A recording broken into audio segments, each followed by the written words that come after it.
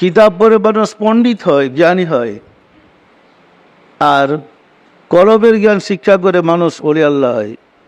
সম্মানিত আশিক রাসূলেরা কলবের জ্ঞান উপলক্ষে মানুষ যে আল্লাহকে পাওয়ার পথ আছে, মানুষ যে আল্লাহর সাথে যোগাযোগ করতে পারে, এই প্রসঙ্গে পবিত্র অসংখ্য আয়াত নাযিল হয়েছে।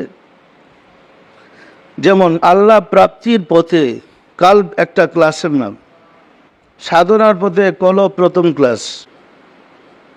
কালবের উপরে পবিত্র কোরআনে 132টা আয়াত নাযিল হয়েছে।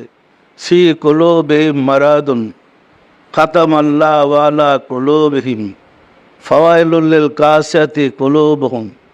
কলবের উপরে কোরআন 132টা আয়াত নাযিল হয়েছে। আল্লাহ প্রাপ্তির পথে প্রথম ক্লাস কলব। আমাদের সমাজে যেমন নিরক্ষরতা দূর করার জন্য অভিযান শুরু হয়েছে, ইমানদার বানানোর অভিযান কলবের জিকির। আল্লাহ ঘোষণা করেছেন, ফাওয়াইলুল লিল কাসিয়াতি কুলুবুহুম মিন যিকরিল্লাহ উলাইকা ফি দালালিম মুবিন।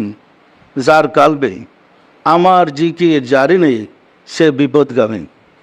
আল্লাহ যাকে পথভ্রষ্ট বলেছেন, আল্লাহ যাকে বিপদগামী বলেছেন, আল্লাহ যাকে গুমরা বলেছেন, সারা পৃথিবীর মুফতিরা ফতোয়া দিলে তিনি কি আল্লাহওয়ালা হবেন?